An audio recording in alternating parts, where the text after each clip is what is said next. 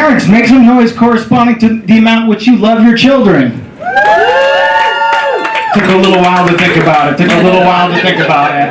I'm 34 years old. I don't know if I want kids, but I'm pretty sure that I don't want to have a Girl Scout. Has anybody else been harassed by these street thugs? Yeah. Here's what's going on. I was at Golden Gate Park minding my business, doing drugs with my friends. Right, this little girl walks up to me. She says, "Hi, my name's Kendall.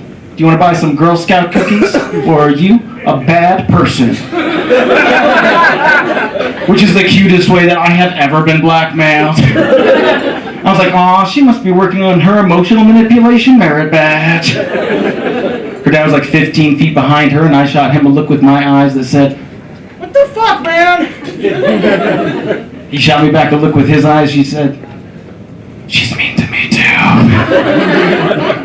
So I decided right then and there to teach that little girl a lesson. I was like, "Did you know that Girl Scout cookies are made with palm oil, the manufacturing of which leads to deforestation in Indonesia and the loss of habitat for the critically endangered orangutan monkey?" Who's the bad person now, bitch? You guys, I didn't call a 9-year-old girl a bitch. I did buy 6 boxes of Thin Mint cookies. I just think it's bullshit, right? When little girls in our society are like, "I want to catch butterflies and make friends." We're like, "Well, first you gotta get better at sales, Kendall." Nobody's going to the jamboree unless it's just a Samoa quota. I'm sorry, I didn't mean to make you cry. Just remember ABC. Always be closing! I used to have every little girl's dream job, actually. I worked for Disney as a marketing data scientist. And they had great benefits for parents. They got 16 weeks off when people had kids because Bob Iger was like, "The stock is down, you need you to make some goddamn customers." I think 16 weeks off is great, right? I think it's important to take time and space for the big moments in our lives, right? Which is why I felt disrespected. I didn't get the same amount of time off when I got my PlayStation 5. It's also the most important thing in my life. And due to supply chain issues, it took 9 months to arrive. Look, parents, I get it. The first year is the hardest. I barely slept. Basically killed my sex drive. By the end of that first year, I wasn't talking to any of my friends that didn't have one. And look, a lot of parents don't like that joke. They're like, a human being is not the same thing as a video game console, and I agree. PlayStation is way better for the environment.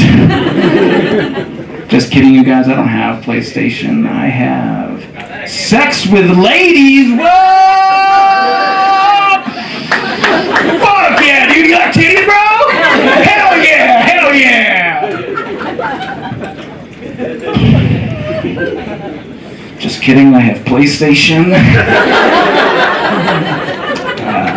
Last week I went on a first date. Things went pretty good. Went back to my place, started making out on the couch. That's step 1. Step 2, I like to lean in close, say something sexy to set the mood. You know, like, "Hey Alexa!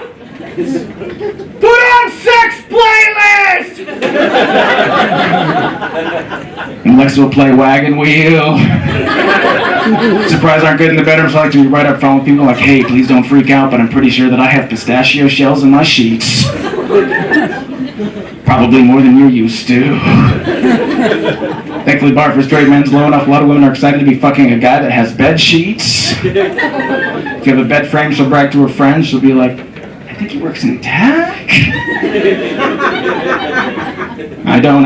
Used to work at Disney. One time I told someone that, and they were like, "What's it like working for a company trying to push a woke agenda?" And I was like, "Look, man, I keep my head down. I try to just work on. I'm a data scientist. I use machine learning, big data, artificial intelligence, to figure out ways to make kids gay."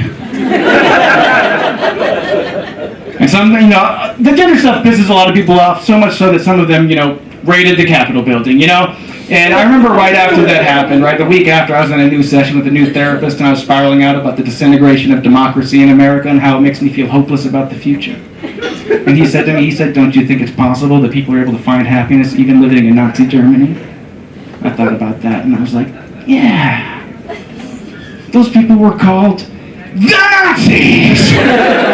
I bet they're having an uber good time, dude. Even the most depressed Nazi's probably writing shit in his gratitude journal like, "Actually, things have been going pretty good for the master race." You guys, if you're wondering, yes, this is the quality of therapy covered by my health insurance. They really put the Kaiser in Kaiser Permanente. All right, folks, that's it for me. My name is Richard Barney. Keep it going for your hope.